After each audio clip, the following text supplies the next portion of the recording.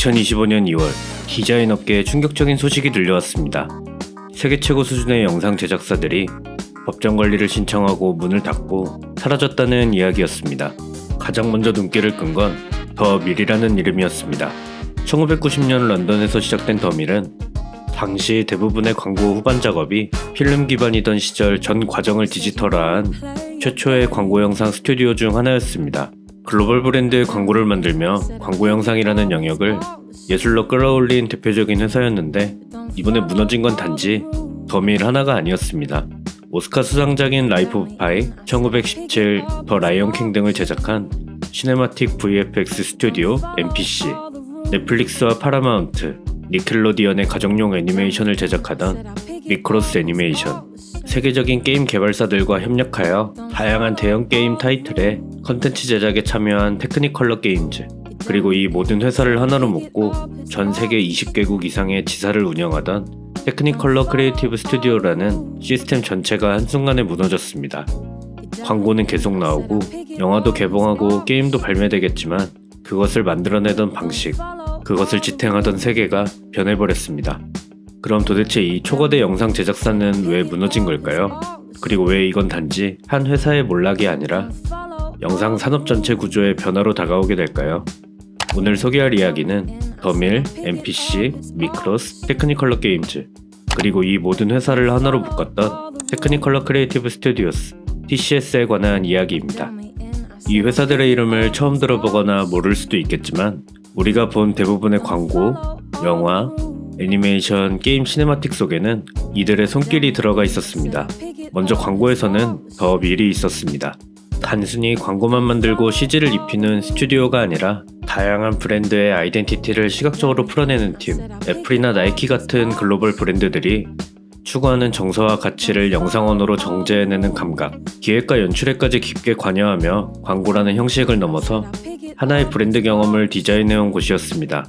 영화에서는 NPC가 중심이었는데요. 우리가 기억하는 많은 블록버스터의 멋진 CG 장면 뒤에는 늘 NPC가 있었습니다. 그저 기술적 구현이 아닌 현실에서 담아내기 어려운 장면들을 관객이 몰입할 수 있도록 연출까지 책임졌던 곳.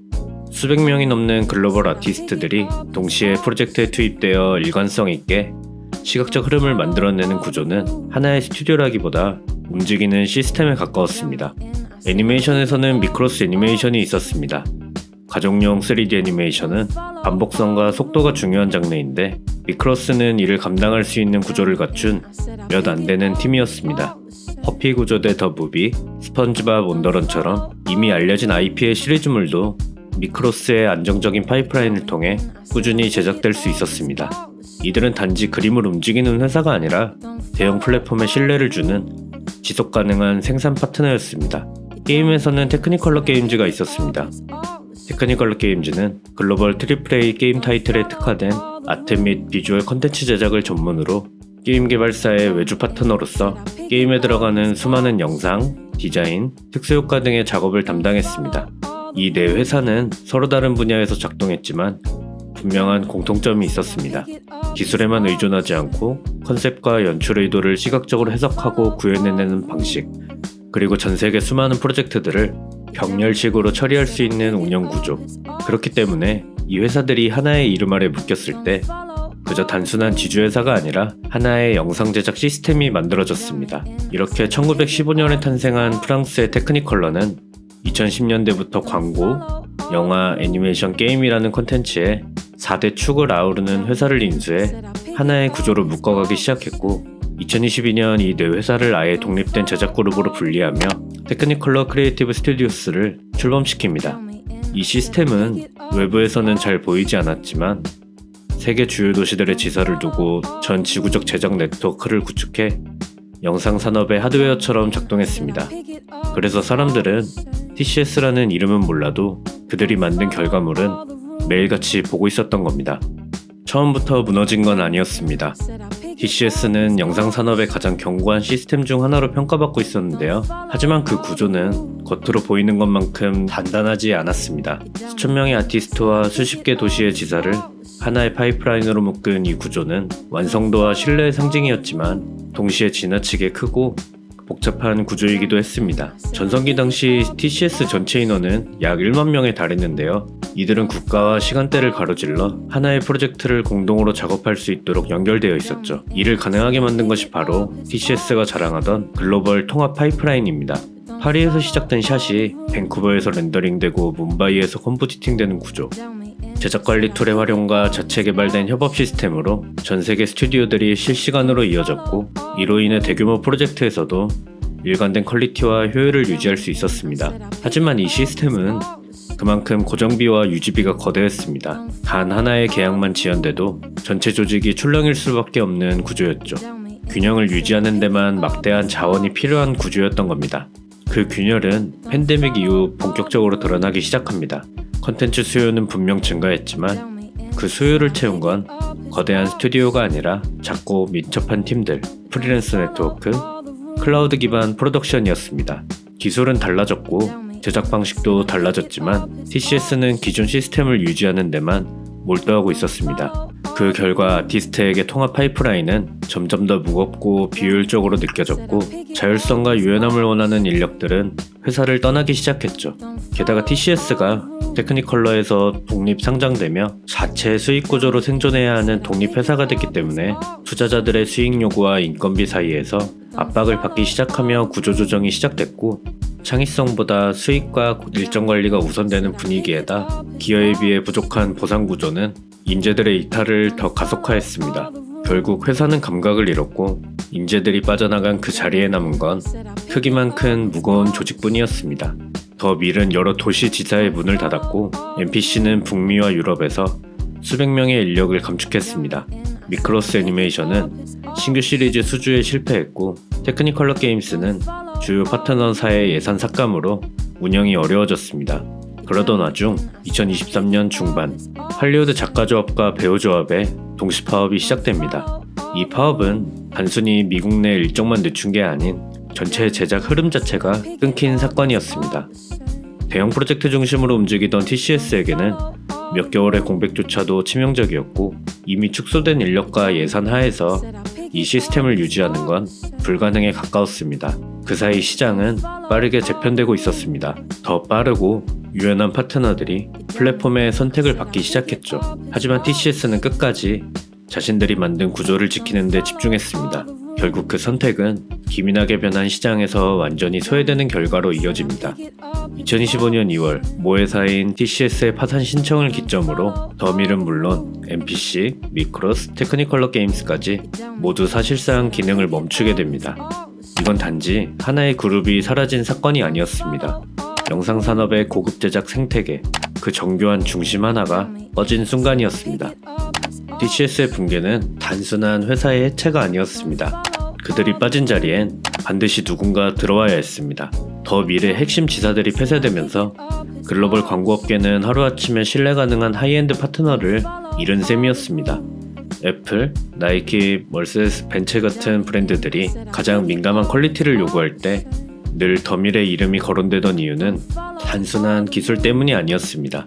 감각, 미감, 연출, 설계, 광고 한 컷의 톤을 결정짓는 예민한 감각 자체를 브랜드처럼 갖고 있었던 스튜디오, 그런 존재가 사라졌습니다. 또 NPC의 핵심 인력이 빠져나가고 주요 기능이 정지되자 블록버스터 후반 제작은 더 조각나고 더 분산된 형태로 바뀌었습니다. 한 회사가 A부터 G까지 책임지던 구조는 줄어들었고, 이제는 프리비즈, 애니메이션, 시뮬레이션 합성까지 모두 파트너사가 나뉜 유동적인 형태로 바뀌었습니다. 효율은 늘었지만 완성도와 감각의 일관성은 더 이상 당연한 것이 아니게 된 거죠.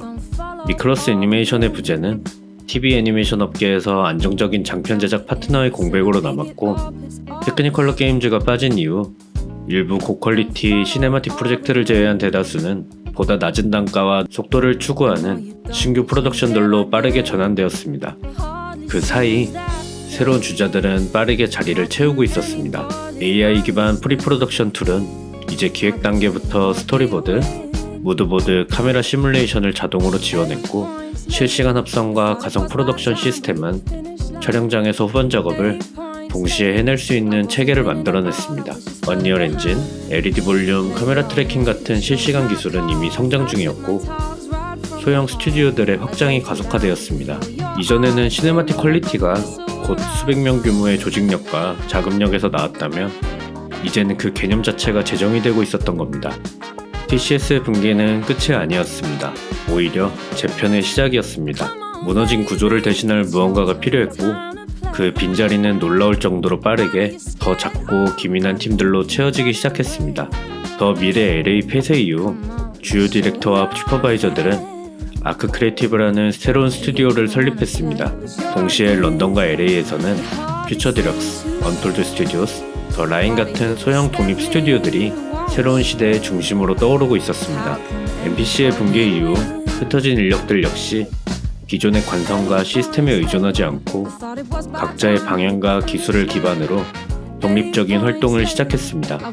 그 사이 엑시스 스튜디오스, 레드파인 같은 중형급 스튜디오들이 글로벌 프로젝트를 수주하며 새로운 파이프라인을 빠르게 구축해 나가고 있었습니다. 이 팀들은 더 이상 거대한 조직의 톱니바퀴로 움직이지 않았습니다. 회사만이 사라졌을 뿐 기술과 철학을 잃지 않으려는 이들의 움직임은 멈추지 않았습니다. 그렇게 만들어진 새로운 스튜디오들 안에는 오히려 더 빠르고 유연한 구조가 작동하기 시작했습니다. 어떤 팀들은 클라우드 기반 파이프라인을 도입해 리모트 환경에서도 실시간 합성이 가능한 제작 환경을 만들었고 또 어떤 팀은 AI와 언리얼 엔진을 결합해 기존보다 훨씬 빠른 주기로 고퀄리티 컨텐츠를 구현하기 시작했습니다. 프레임스토어, 리얼타임 UK, 페이블 스튜디오스와 같은 기존 스튜디오들도 각자의 방식으로 이 변화에 적응하며 더 이상 규모나 인력수가 아닌 기술력과 방향성으로 자신들의 존재 가치를 증명하고 있었습니다.